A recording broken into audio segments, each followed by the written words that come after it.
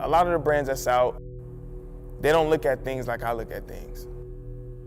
When I design a hat or design whatever I design, I'm thinking I want the consumer not to just buy this, I want them to feel a certain way about it. And that's what art is. Like, when you see art, no matter if it's what form it is, or if it's a picture or a video or anything it is, if you make a person feel a type of way, then they're looking at things different than everything around them. So that's how I look at my hats. That's my whole thing, is basically how I feel about my hats or whatever I do, is really just putting a lot of time and effort to make the person think. You know, and a lot of brands, I don't feel like they do that. They're going for the profit margin and not looking at really the quality and really going in depth of designing something that looks different than everything else. I mean, you can look at this hat I have on now, like, I guarantee, like, you can put this hat anywhere on Fairfax, in between all those brands on Fairfax, you put their hats up next to mine, I guarantee more people are gonna look at my hat than they're gonna look at his, because my detail, it's too much detail, there's just detail to this. You know what I'm saying? So, and that's what it's about, you know, that's what I'm about, and that's what we're about.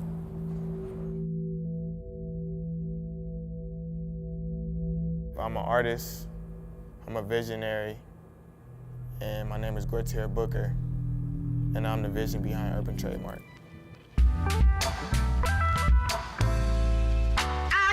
When you want quality, quality doesn't happen overnight, no matter what you're doing. The times that I do feel like I can rush and speed other things, little things up to get to where I need to get to, I always think back that I used to be in a cell, and I used to think, like, damn, I want to go home so bad. But I wasn't gonna go home until my time was ready to go home. I couldn't rush it, even though I wanted to rush it. It was gonna happen when it was gonna happen. So that's how I feel like I do with the hats or anything I wanna do. I made my first hat, I wanna say 2011. I was out of jail for like 6 months. Basically, you know, I was trying to figure out how to put some money in my pocket. At that time, I was already selling regular hats at Venice Beach. And then one day, a police officer said I couldn't sell on the beach. He only could sell handmade stuff. So I went home and just thinking like, dang, how could I make this hat, you know, not a mass-produced product anymore? How could it be handmade? I thought about it, and I just was thinking like, well, how can I put my own vision on it? And basically, man, the next day I had that bin full of hats. I took a couple of hats to Michael Levine's downtown fabric store. And from there, the rest was just history. It was like a talent I didn't know I had. Periodically, as I'm selling hats on the streets, I'm just posting hats on Instagram. So one day, the homie Rob hit me, and he was like, man, I've been seeing what you're doing. You know, we just opened up a store. You know, if you want to come up here and, you know, check it out, you know, come up here. So I grabbed a bin, I was excited. I was like, bro, man, if you want to leave like 11 hats or a couple hats just to see how it go, no exaggeration, within like 2 days, they was calling me like, man, we sold out, do you got some more? It was just crazy, because like the hats was just, they was flying, you know, it was flying off the shelves. It was all a blessing. My name's Robert Wade, I'm the store manager and the buyer here at Tradition. Out of all the brands that I've come across here at Tradition, UTM's been one of our top sellers here in the store. From athlete to entertainer, that's one of the first items they pick up every time they walk into the store. They grab the hat without knowing any history about the company. They just love the product. Then you tell them a little bit about the hats being one of one, and the product being handcrafted, and they appreciate it even more. Having a celebrity wearing your hat is basically, it's an undeniable feeling.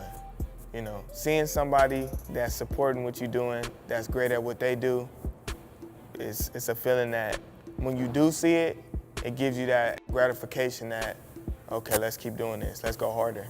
To see other people, you know, enjoy your talent, it's a blessing, man. I got to meet KD in person, and I remember when he first saw the hat, he was like, man, you made this? I was like, yeah. And he was like, man, you dope, man. Keep doing what you're doing. Like, really, he appreciated the work. Every celebrity that you see, you know, they went in and they saw something that they like and they purchased it. My feeling about the care packages is basically, for me and what I do and for my situation, I don't think it works out for me. The fact that I really take time and thought in everything I do, me giving a care package to somebody is just, to me, it's just like, it wouldn't make sense. I want everybody to like it and want to wear it, and not just, oh, I got this for free, let me throw this on today because it's sitting here. Nah, I want you to really, if either you don't like it or you like it. There's no in between, and I feel like that's what care packages are. Those are in between. You're sending something hoping that, okay, maybe he'll like this. No, when you wear my hat, you're gonna like this, or you're not gonna like this, because you're not gonna be wearing it. Period. The way I got in the industry is separation. When I came in, I was able to make something that looks totally different than everything else. You can't put me in a category when you see my product because it doesn't look like anything else. The fact that everything is handmade and one of one, it's a lot of time that goes into making like unique, different stuff. Sometimes it'll be like me making a hat, getting time to make the hat, or sometimes my back, we're doing the hat, so sometimes your health would be a little messed up and you wouldn't be able, to produce as much as you want to. Making time to get into certain fabric stores, managing time to, go to the Bay or go to San Diego or go to Arizona to find unique fabrics that nobody else is gonna have. It's a lot that goes into making, hats, and it's a lot to go into making UTM hats, I should say. And people don't really see that. They just see the masterpiece when it's done, but they don't see, they don't see the behind the scenes before that masterpiece.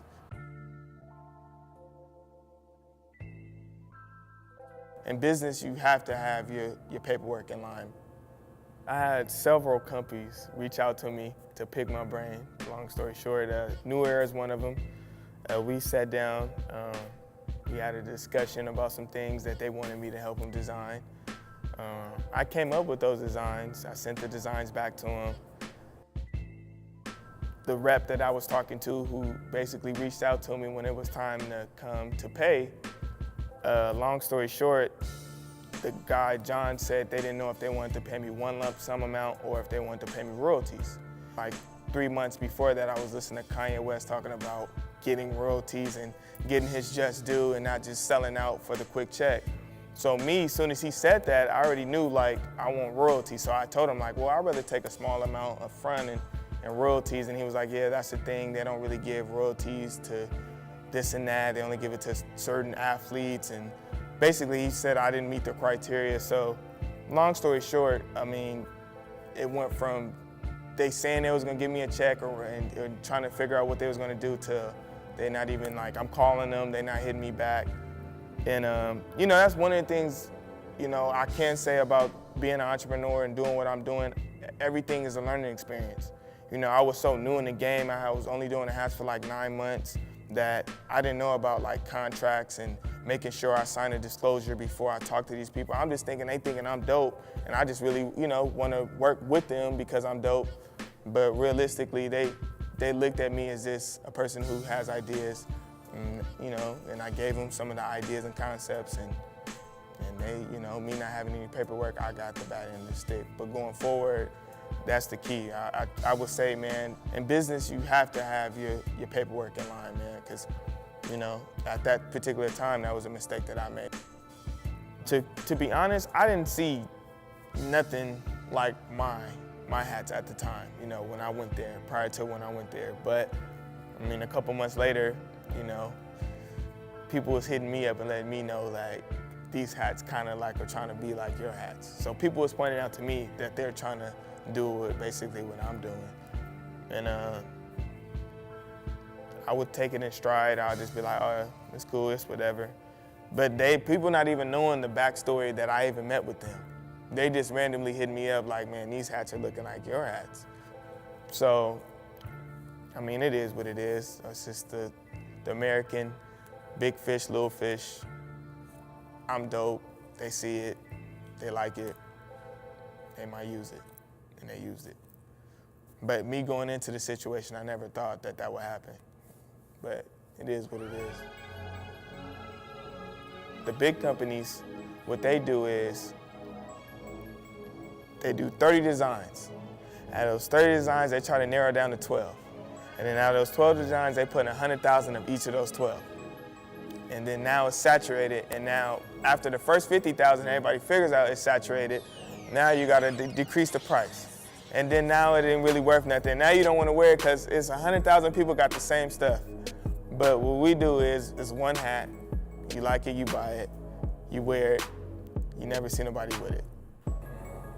In the course of 4 years, I probably made anywhere between 10,000 to 13,000 hats. All unique, all one of one, never duplicated. Either the rope was switched or how I laid the fabric was switched, but every hat has been a one of one. When I'm gone, the brand is gone, because I'm the vision. It's only gonna grow. And until I'm gone, it's gonna grow more and more, and the demand's gonna be higher because they're all one of ones and the pieces are gonna get better. And that's just the vision, man. It's not about really getting rich for me. I mean, I had opportunities before to make a jump to get rich or put myself in a position to be rich, but it's not really necessarily about the money. It's about moving the way I want to move and seeing the brand go where I kind of want to see it grow. And that's just keeping it limited. I do make good money, but I mean, I'm not pushing out 100,000 units. So that's the difference. The big company from UTM.